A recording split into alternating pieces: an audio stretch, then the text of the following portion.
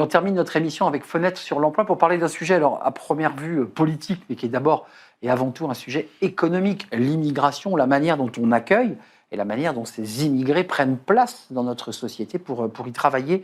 On en parle avec vous, Juba Iadaden. Vous êtes économiste, président de Terra Nova Jeunes, qui est un think tank de réflexion, et auteur justement d'un rapport sur l'immigration de travail en France.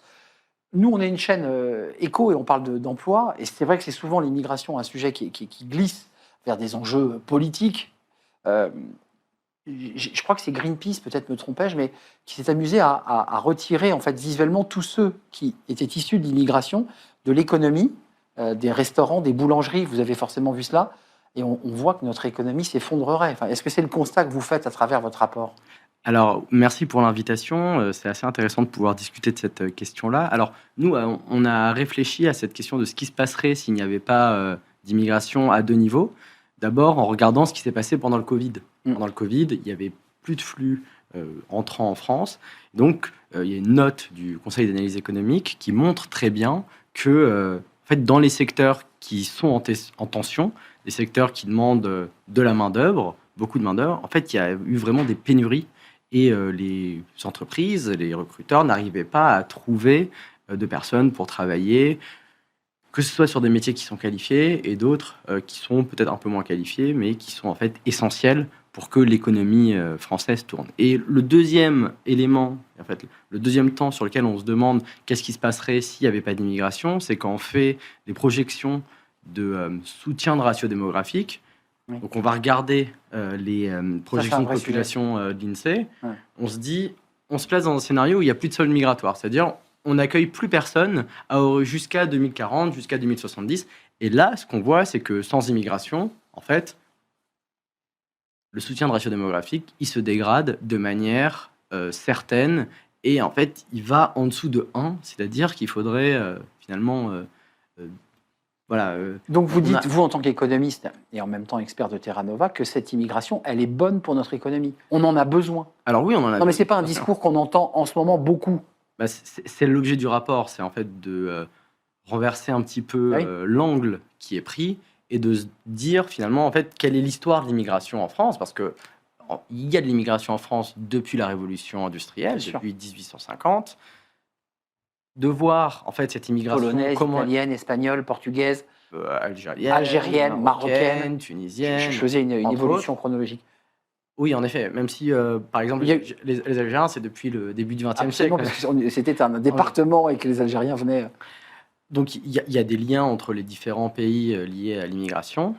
Et donc, ensuite, on se place dans le temps présent et on regarde que font les immigrés, dans quel secteur ils travaillent, où est-ce qu'on en a le plus besoin, où est-ce qu'ils sont géographiquement également en fonction de leurs origines, et ensuite on se projette. C'est ça l'objet du rapport. J'ai vu une petite polémique sur certaines personnes qui critiquaient cette idée d'utiliser les immigrés, et elle répondait, son nom m'échappe, mais si c'est pour avoir un steak frites moins cher, pour justifier l'immigration, je préfère avoir des steak frites plus chers. Alors, oui, en fait, c'est pas l'arbitrage qui est fait par les entreprises. C'est-à-dire que les entreprises ne vont pas embaucher de la main-d'œuvre étrangère parce qu'elle est moins chère. Ils vont l'embaucher parce que en fait, les Français ne veulent pas faire certains travaux. C'est ça, ou alors, on n'a pas encore les structures de formation adéquates pour qu'il y ait assez de personnes en France qui soient formées et qui aillent dans certains métiers. C'est le cas des médecins, par exemple. C'est-à-dire qu'il y a le numerus clausus. Aujourd'hui, si on veut former un médecin, il faut 10 ans, surtout pour les spécialistes. Médecins algériens, entre autres, mais il y a beaucoup de médecins algériens qui viennent et qui n'ont pas les mêmes rémunérations. Il faut le préciser que les médecins de plein droit dans les hôpitaux. Vous confirmez ? Ça, je n'ai pas l'information là-dessus, mais en tout cas, ce qu'il faut avoir en tête, c'est que l'immigration, elle contribue à la fois dans le privé, mais aussi dans le public avec les hôpitaux. Et ça, c'est important de le rappeler. Ce n'est pas uniquement une question d'entrepreneurs qui auraient besoin de la main-d'œuvre, c'est aussi pour faire tourner l'État, en fait. Donc, renverser le regard sur ce sujet, c'est aussi une autre manière de parler de l'immigration. Exactement. C'est ça aussi l'objectif de Terra Nova. Exactement. L'objectif, c'est de parler de l'immigration sous un angle qui est un angle économique, parce qu'en fait, les immigrés en fait, contribuent depuis 150 ans, voire plus, en fait, à la construction économique du pays.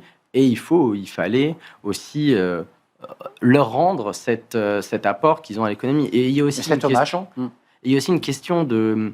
En fait, dans un univers européen qui est de plus en plus concurrentiel, on a des pays qui aujourd'hui sont des pays avec une teinture politique qui n'est pas une teinture politique progressiste ou du centre-droit classique, qui en fait ont des politiques d'immigration attractives. Attractive, mais évidemment. Donc, qui ont besoin de main-d'œuvre. Et Bah oui. ce sont des pense dirigeants à l'Italie à notamment. l'Italie, avec Évidemment. Meloni, ou alors à Orban en Hongrie. Et ce sont des personnes qui vont en fait, comprendre, d'un point de vue purement pragmatique, qu'ils ont besoin de main-d'œuvre étrangère. Merci Juba Yadaden, merci. Ce rapport à découvrir sur le site Terra Nova. Vous êtes le président de Terra Nova Jeune, je précise. Exactement. Qui est un think tank de réflexion. Nous sommes très en retard. Merci à vous, merci à Mani à la réalisation, merci à Paul au son et merci à Nicolas Juchat. Je vous dis à très bientôt pour de nouvelles aventures et de nouveaux numéros de Smart Job. Bye bye.